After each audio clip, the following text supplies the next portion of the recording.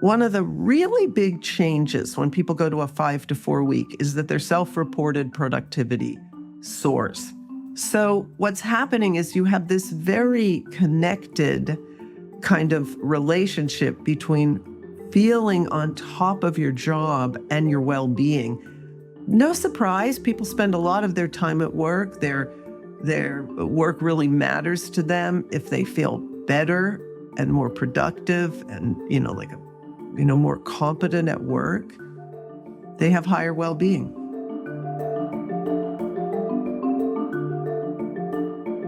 Hi, everyone. Welcome to another episode of the Whole Brain at Work podcast. I'm Kareem Morgan-Neddy. I'm a CEO, an entrepreneur, investor, and scientist focused on how thinking impacts organizations and teamwork. And so in my work leading Herman and also in building a new startup, Ned.ai, and also in working with thousands of leaders and teams around the world, I've gone pretty deep in understanding the interplay between how we think, how we work together, how we use technology. As always, I'm joined by my co-host, Anne Herman-Neddy, who is Herman's chief thought leader and chairwoman, and who for decades has worked with some of the most incredible leadership teams in the world to help them unlock their creative potential. Today, we're diving into what might be the biggest workplace transformation since the 40-hour workweek was established, and that's the 4-day workweek movement. Our guest today, Juliet Schor, has studied hundreds of companies implementing this radical shift, and most recently published a study tracking more than 2,700 employees across 5+ countries. Dr. Juliet Schor is an economist, a professor of sociology at Boston College, and the author of numerous books. The most recent one was 4 Days a Week, and her research shows pretty remarkable results. 69% of participants in the 4-day workweek experienced reduced burnout, and only 10% of companies who tried it out reverted back to 5 days after 1 year. Juliet, welcome to the Whole Brain at Work podcast. Thank you. It's a pleasure to be here. So as I've shared with you, Juliet, and many of our audience members know, here at Herman, we've been on our own 4-day workweek journey for the past few years. So I'm personally very excited and invested in understanding when this works and when it doesn't. To start us off, tell me, what's the most compelling data point that you think convinces skeptics that the 4-day workweek isn't just wishful thinking?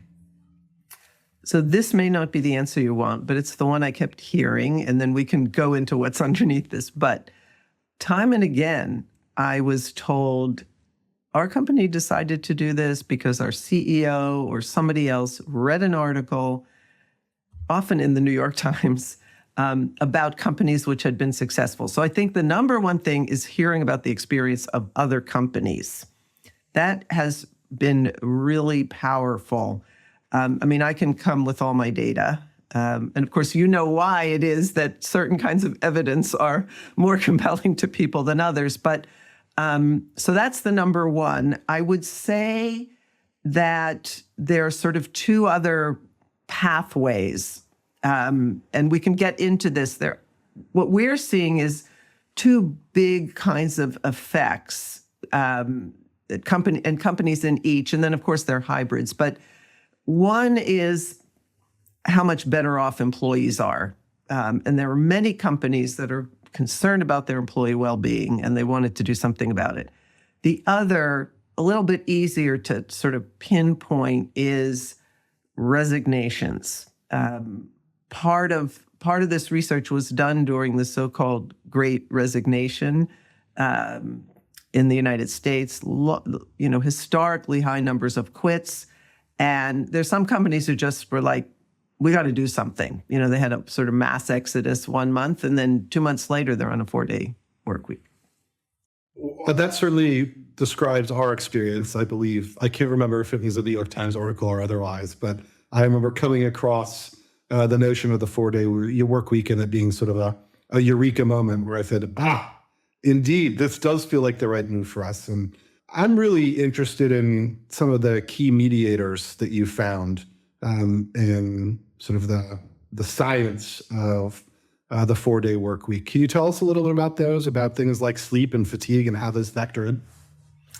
Yes. So that also for me and my team has been some of the most fascinating research, that we've done and findings that we have. So the first major modeling that we did has been on well-being. We have many well-being metrics. We have 20 of them.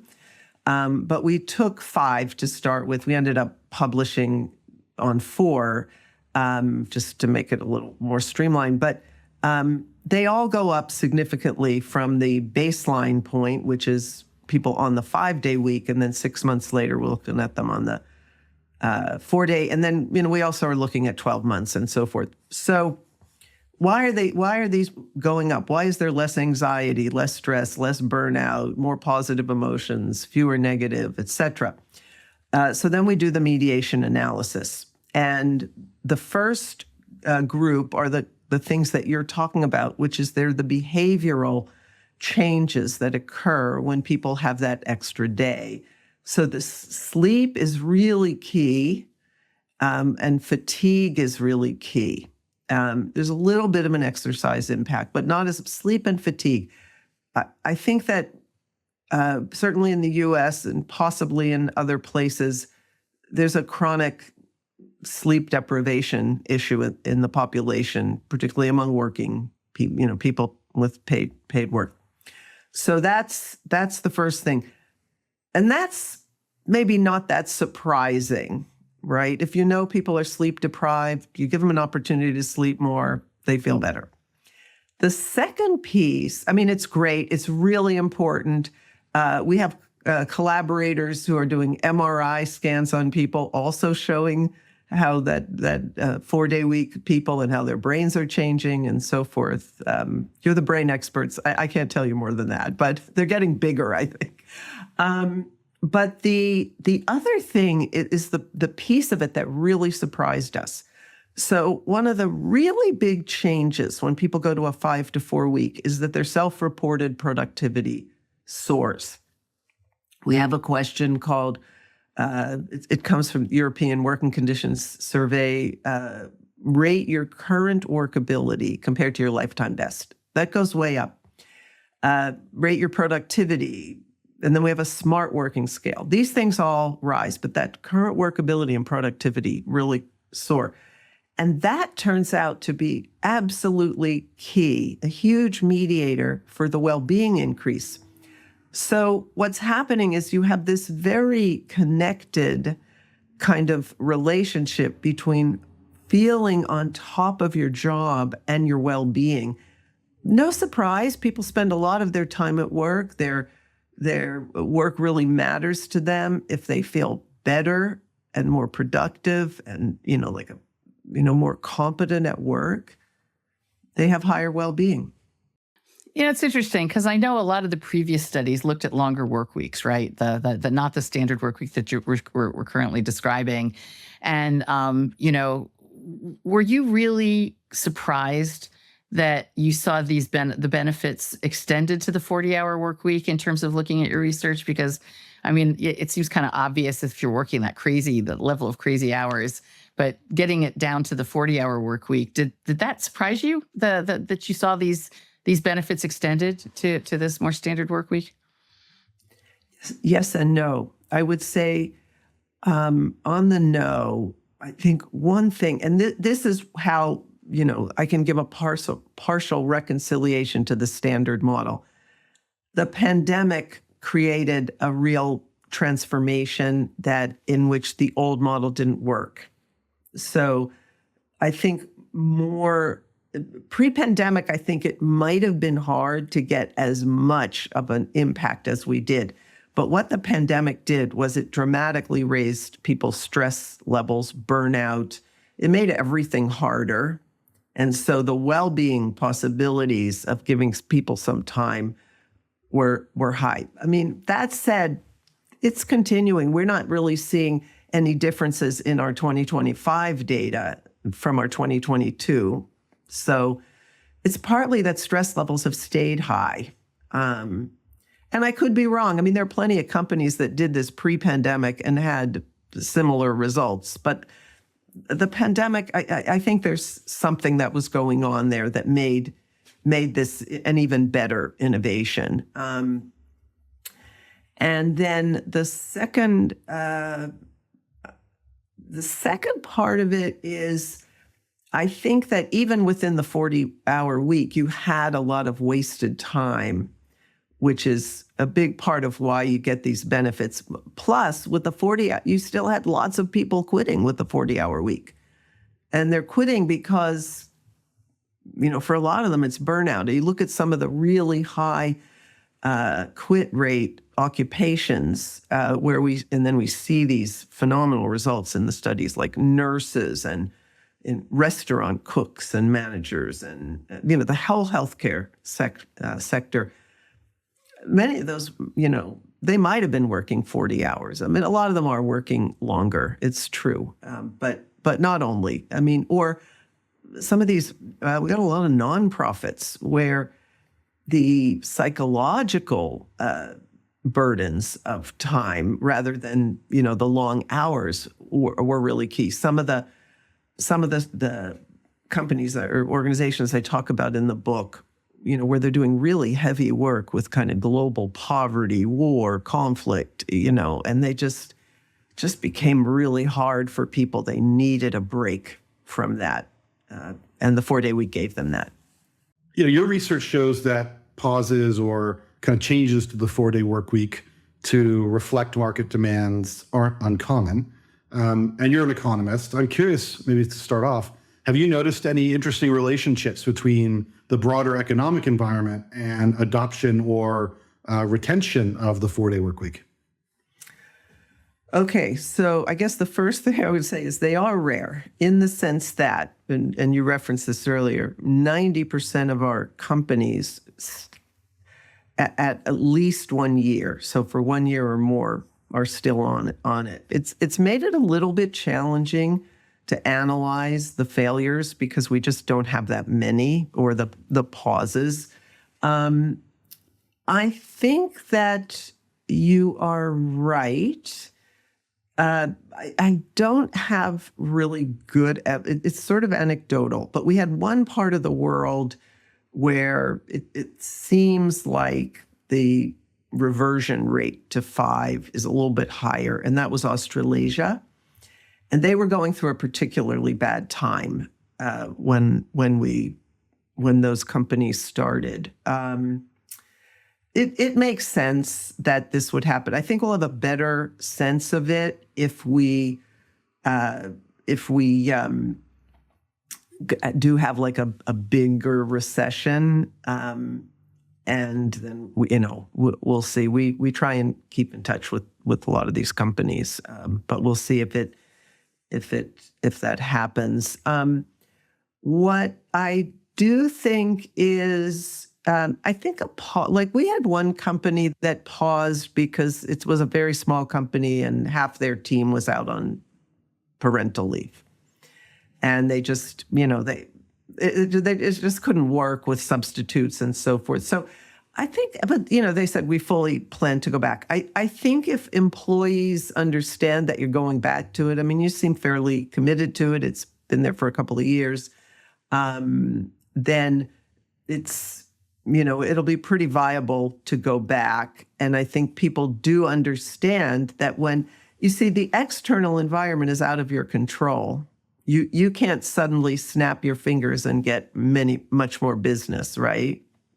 You can do what you can do, but when it's a macro level phenomenon, it's just things out of your control. So I think people understand that. So I do think external environment can create that. I mean, that said, most of the reasons that companies reverted in our database are other things.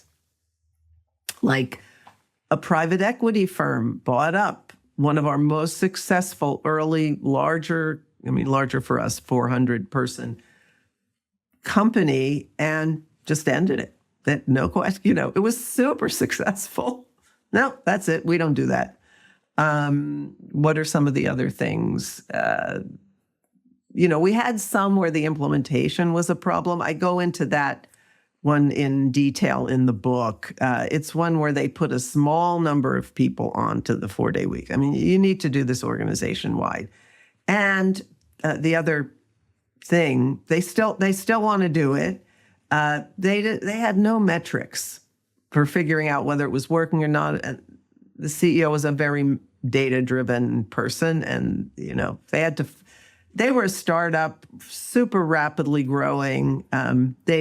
They sell toilet paper. So during the pandemic, everything just exploded. And, they just hadn't thought through exactly how to do it. They also made it very conditional, but it was really such a small number of people.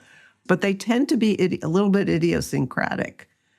This firm, it was for this reason. This one, they just didn't have enough staff, and it was a retail establishment, and they wanted to stay open for the 5 days, and they only had 3 employees or something. We have a few like really small firms. Well, I'm kind of curious. So, if you do need to pause, what is the most effective way for you to make this transition? I mean, do you have any insights on that? I know you don't have a ton who have done this, but what are your thoughts on knowing that you aren't always in control of the external environment? A pause may need to happen. Any thoughts on the most effective way to pull that off and still maintain the trust in the organization, and that culture that you've kind of created with the 4-day shift? Well, I'm a little bit, I'm off the data now because I don't have any data on this. I would focus on that word you just used, trust. So one thing might be to figure out what would have to happen to get back to it, right? And rather than just leaving it open-ended. So like, how much more revenue would we need, or how many new clients would we need, or whatever it is, whatever metrics have led you to pull back from it, thinking about where you would need to be. So that might be one thing, so that people have a concrete sense of there's a plan to get back here. It's not just, they're saying we're going to get it back, but who knows, It also would allow people to have a sense of what they needed to try and make happen. So that might be one idea. I think another thing to think about that may be in people's minds, because this is what people think about in a downturn, is layoffs. So could you, if you laid off some fraction of your workforce, could you get back on the 5-day week? Because what's happened is your revenue has fallen, or your number of clients or something like that has fallen. Maybe you have more staff than you need, and you could do well at that lower revenue number with a smaller number of staff. I think maybe figuring that out and being a little more transparent about that could help to alleviate anxiety that might be there in the firm.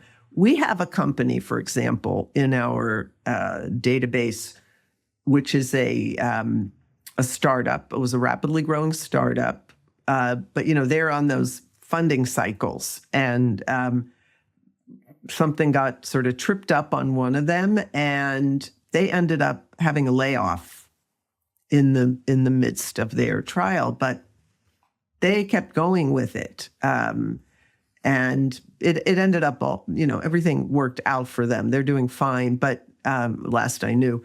But that's also, layoffs are a complicated thing, but it is a piece of the picture. Like, how many people are at your firm, and is it the right number of people? And especially if you feel the 4-day week is really important to our success, is it,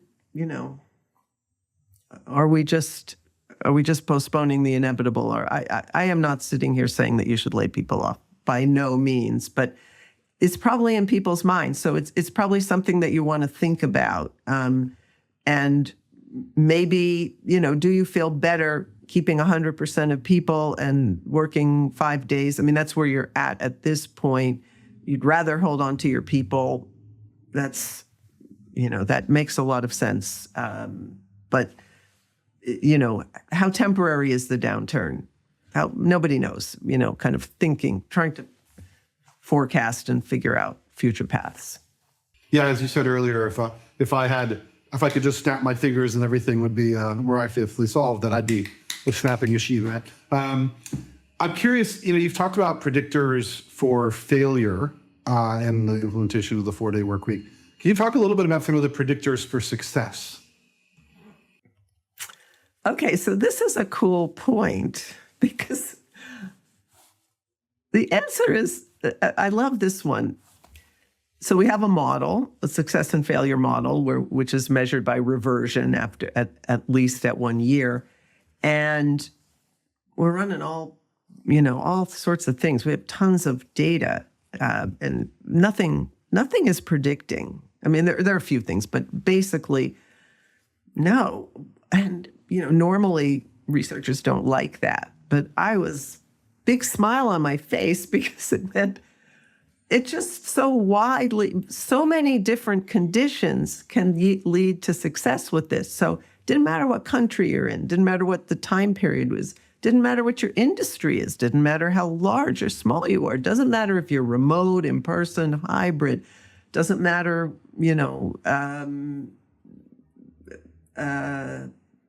how burned out your folks are. I mean, almost nothing is predicting it.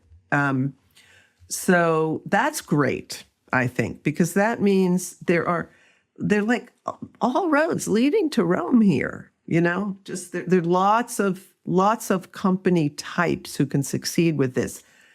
That said, we can talk about the sort of two archetypal company type, sort of 4-day week types that I identified and talk about in the book. I think there are those sort of two main pathways, and then you've got the hybrid folks in between. But so I think it works for many types of companies. However, it's also true that certain types of companies have been much more likely to do it. And the main thing there is white collar. So we have finance and firms like yours. We have a lot of PR. We have tech firms. We have, we have a much smaller number of manufacturing, construction, retail. I mean, retail, of course, in a lot of countries, there's hardly any full-time work in retail. So you wouldn't expect it as much. We are seeing more and more in the service sector, in healthcare, in other kinds of social services. That sort of brings me back to those two archetypes, which I can get into. But so I think the basic answer to your question is, I think it can work for everyone. There's one category that I talk about in the book where I think it's harder, which is certain kinds of manufacturing companies, which are very globally exposed to competition and have already done a lot of optimization.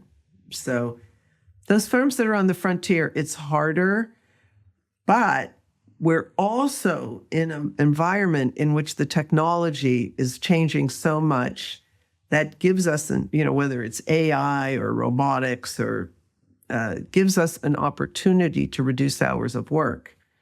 So I think that those companies can do it too as their productivity increases through these new technologies. But it's a little bit different than a company that, with no change in technology, basically needs to change its meeting structure and change its focus, teach people focus, and where it's like really easy, or like that, the Parkinson's law example that I talked about earlier, that PR guy. And for him, it was like almost seamless because they just had so much wasted time and they didn't really have to do a lot of heavy lifting to figure it out. Whereas other companies, they really go through rigorous processes trying to figure out where they can shave minutes off and so forth. I'm curious, how do you see AI and automation intersecting with the 4-day workweek movement over the next, let's call it the next decade? Yeah, I love this question because this is our next big research focus. We're sort of trying to write some grant proposals for this now. So there's some survey evidence and just kind of thinking of what we know about the landscape of the 4-day week companies, and also the 5 days. One of the things we're seeing, so the bottom line is we expect that 4-day week companies will have higher rates of AI adoption and more proficient use of AI.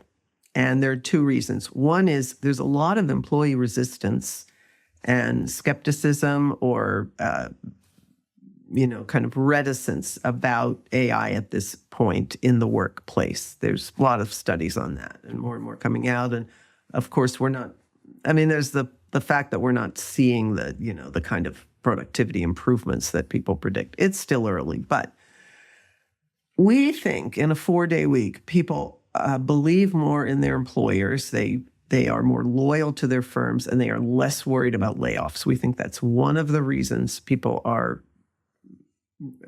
resistant to AI, because if a machine can do your job, is your employer going to lay you off? 4-day week companies, people feel like their employers have given them an incredible gift, and they feel grateful and loyal. And we can talk more about that, but there's a key kind of basic economic dynamic at work here, which is what we call the employment rate, but it's basically the value of the job to the worker compared to other available opportunities. And those are almost all 5-day weeks. So we think more adoption and because of the employee side. But the other reason is there's more of a time constraint, back to the forcing function. When you're only there for 4 days, the possibility that AI can save you time, it's even more valuable. So that's our view about it. Then there's, at the social level, as someone who's been studying work time since the 1980s and has really promoted it as a mechanism for maintaining employment, I just think it's so crucial that we not have AI lead us to mass unemployment and the inability to hire people and keep people in work. And it's wise that these business leaders are predicting not just a 4-day week. You've got some of them predicting a 3.5 or a 3-day week, because it's the logical development to reduce hours of work when you have a massive productivity boom. I was curious about, and I think it's right to kind of look at this as an opportunity. It really is an opportunity for people to understand how these two things come together, AI adoption and the 4-day work week. But I'm also very curious about how widespread adoption of the 4-day work week could be a driver of gender equity. Or are there hidden ways it could backfire on us? Like just looking at like that whole dynamic there. I'm just curious if you have an opinion on that. Yeah, not just an opinion, but we also have research, a lot of research results. We have questions directly on this where we look at the share of household work that people do. And the big backfire you worry about is that women spend that extra day doing housework and childcare. What we're finding is that male partners actually do more with the 4-day week, and that women are not taking on a larger share. So we're not seeing those rebound effects or backfire effects. What we love about it from a gender point of view is we're hearing from many women that, and we're seeing this in the data because we collect data on what people do on the off day. Colloquially, I would call it me time, and that's what people call it. It's because many of these women, and especially women with children, and we're looking at them, parents and non-parents, but women with children, the thing that's gotten squeezed out of their very busy lives are the me time. So they have long hours of paid work, long hours of unpaid work, and they just don't have that. So biggest thing that people do on that off day is hobbies and leisure. Personal grooming is another. And I love one of my early interviews was, I can get a pedicure without guilt, Just people, it's important. They can go, and they can take a nap or whatever. So what we are seeing is that it improves gender equity. That said, there's a big benefit for men. And in the well-being models, once you control for everything, women don't get bigger well-being improvements than men. It looks like they're getting more, the gender inequities are reducing on things like time use. That's fascinating. I mean, I know my explicit intention when we shifted to the 4-day work week was to spend that extra day with my children as much as possible, and was one of the most personally gratifying outcomes from that shift for me. And that's what we're seeing. I mean, men are doing a bit more housework, but the childcare increase is really big. And we have testimonials similar to yours, like, oh, I can be a father to my new baby daughter. In your research, are there specific implementation considerations or operational levers that most reliably produce a sense of time sufficiency? I have enough time to do my job within the constraints of reducing the actual number of hours worked, right? Things like no meeting blocks or shorter stand-ups or async status or any of those kind of moves that you suggest. Are there any of those that you think are just most reliably valuable, especially as you start thinking about doing them at scale within larger organizations? Okay, so this is super anecdotal. I mean, for sure you've got saving time with the meetings, but my sense is that the more important thing is that focus time, because I think distractions are so prevalent in workplaces, white-collar workplaces today. And what we've heard is that the getting rid of the distractions and focusing is really key. And, there's lots of research that would tell us that, that having, from Csikszentmihalyi, all the way to the present. So getting into that flow state and, one company CEO telling me about how one of the sales team could actually be proactive and not just reactive. And they made so much more money with a proactive sales team. And that was due to the focus time. So I would say focus time. Are there any big misconceptions about productivity that you feel like your research around the 4-day work week has challenged or maybe debunked? Most important one is that shorter hours of work lead to less productivity. And so many companies are telling us either productivity did not fall or productivity went up. I mean, we know that people get more productive per hour when their hours fall. And, the people who can sort of, I think anecdotally, the people we hear this historically the most from are parents, especially mothers in the workplace. I mean, so many times I've heard people say, after I had a kid, I got so much more productive. And I guess final question for our listeners drowning in long work weeks, where should they start? Read the book. I mean, go to the end of the book. It's also a bit of a guide to, sort of ideas about how to get this at your own workplace. So 4 days a week. Perfect. Yeah. It's a great book. Highly recommended to our audience. Julia, thank you so much for sharing your insights and just for a fascinating conversation. Thank you also for really bringing this idea to the world and all that you do to really help us as a society achieve more balance and more productivity. For our audience, if this conversation sparks something for you, I want to hear about it. Share your 4-day workweek experience, your productivity revelations, or maybe just the one thing that you're going to stop doing this week to allow yourself to be that little bit more productive. And remember, every great breakthrough, every great team breakthrough, every great organizational breakthrough starts with someone who's brave enough to think a little bit differently. So whether you're that analytical thinker or that practical thinker, relational or experimental, you have a unique perspective on how work could do better, and don't keep it to yourself. So thanks for joining us. Until next time, keep bringing your whole brain to work. That's right. Thank you. Thank you. Thanks, Julia.